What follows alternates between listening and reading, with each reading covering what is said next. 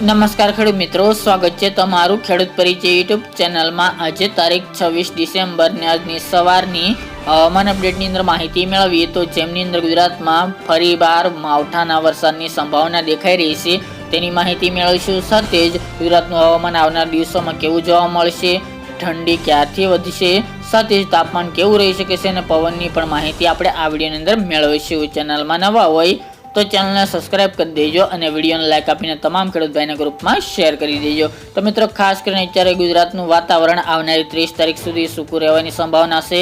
આ સાથે જ એક વેસ્ટર્ન ડિસ્ટર્બન્સ 26 તારીખ દરમિયાન પસાર થઈ રહ્યું છે, જેની અસરના ભાગરૂપે ગુજરાતમાં 26 અને 27 ડિસેમ્બર દરમિયાન ફરીવાર વાતાવરણમાં પલટો જોવા મળી શકે છે। તેમજ કોઈ વરસાદની સંભાવના દેખાઈ રહી નથી, પરંતુ અવશ્યપણે વાદળછાયું વાતાવરણ અમુક વિસ્તારની અંદર નોંધાઈ શકે છે। 30 તારીખ સુધી ગુજરાતમાં કોઈ વરસાદ થવાની સંભાવના દેખાઈ રહી નથી, પરંતુ હવામાન વિભાગ જે IMD છે તેણે આગાહી કરતા જણાવ્યું છે કે 30 તારીખથી ગુજરાતના વાતાવરણમાં ફરીવાર પલટો થવાની શક્યતા છે, કારણ કે એક મજબૂત વેસ્ટર્ન ડિસ્ટર્બન્સ ઉત્તર ભારતના પર્વતીય વિસ્તારમાંથી પસાર થવાનું છે। ઉત્તર ભારતના રાજ્યોમાં પણ વરસાદની સંભાવના રહેલી છે। આ સાથે ગુજરાતના વાતાવરણમાં પણ પલટો આવી શકે છે, જેના અનુસંધાને ગુજરાતના અમુક વિસ્તારની અંદર હળવા સામાન્ય વરસાદી ઝાપટા પડી શકે છે। ઘાટા વાદળો બંધાશે, જેથી ભેજનું પ્રમાણ વધતા ગુજરાતના અમુક સેન્ટરોની અંદર હળવા સામાન્ય વરસાદી ઝાપટા પડે તેવું હાલ તો આગોતરું એંધાણ જોવા મળી રહ્યું છે।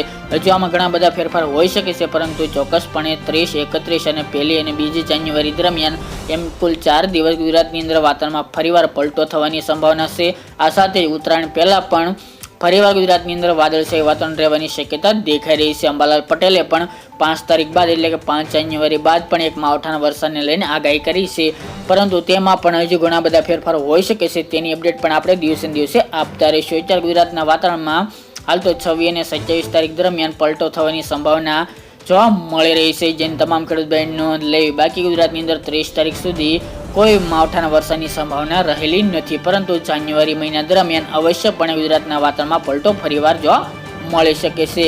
સાથે વાત કરવા જઈએ તો હવે તાપમાન અને ઠંડીની, અત્યારે ઠંડીની વાત જોઈ રહેલા ખેડૂત ભાઈઓ ખાસ કરીને જાન્યુઆરી મહિનાના પ્રથમ સપ્તાહની અંદર ઠંડીમાં વધારો થઈ શકે છે, તેમજ આજથી પણ મોટાભાગના વિસ્તારની અંદર તાપમાનમાં ઘટાડો નોંધાયો છે। રાત્રિના જ્યારે મહત્તમ તાપમાન જે 25 ડિગ્રી કરતાં પણ નીચું ચાલવું જોઈએ તે પણ અત્યારે 30-31 ડિગ્રી સેલ્સિયસ સુધી જોવા મળી રહી છે।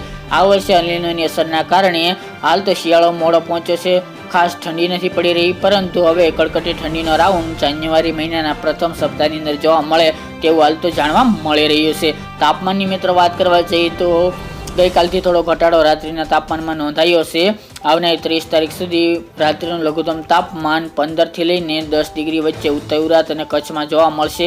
સૌરાષ્ટ્ર અને દક્ષિણ ગુજરાતના અમુક વિસ્તારની અંદર ખાસ કરીને તાપમાન 15 થી 17 ડિગ્રી વચ્ચે ચાલે તેવું હાલ તો જોવા મળી રહ્યું છે। જ્યારે બપોર દીનું મહત્તમ તાપમાનની વાત કરવા જઈએ તો 25 થી લઈને 31 ડિગ્રી વચ્ચે ચાલે તેવી સંભાવના છે। મોટાભાગના સેન્ટરોની અંદર 28 થી 30 ડિગ્રી સેલ્સિયસ સુધી તાપમાન રહેવાની સંભાવના રહેલી છે। ત્યારબાદ આવનારી 1 અને 2 જાન્યુઆરીથી તાપમાનમાં ઘટાડો થવાની શક્યતા છે, જેમાં રાત્રિનું લઘુત્તમ તાપમાન 10 થી લઈને 12 ડિગ્રી સુધી ચાલે તેવી શક્યતા છે। કડકડી ઠંડીનો રાઉન્ડ 1-2 જાન્યુઆરીથી જોવા મળે તેવું પણ હાલ તો જોવા મળી રહ્યું છે, જેની તમામ ખેડૂત ભાઈ નોંધ લેવી। પવનની મિત્રો વાત કરવા જઈએ તો પવન હાલ તો નોર્મલ સ્પીડમાં જોવા મળશે, સાવ નોર્મલ 10 કરતાં પણ નીચી સ્પીડમાં જોવા મળે તેવી સંભાવના દેખાઈ રહી છે। ઝાકળ વરસાદની અત્યારે શરૂઆત જોવા મળી રહી છે। સૌરાષ્ટ્ર હોય, ઉત્તર ગુજરાત અને કચ્છના વિસ્તારની અંદર અત્યારે ઝાકળ વરસાદ જોવા મળે તેવી હાલ તો સંભાવના રહેલી છે। તો મિત્રો, આ અત્યારની વહેલી સવારની હવામાન અપડેટ, ફરી એક નવા વિડીયો સાથે મળશું। જય જવાન જય કિસાન મિત્રો।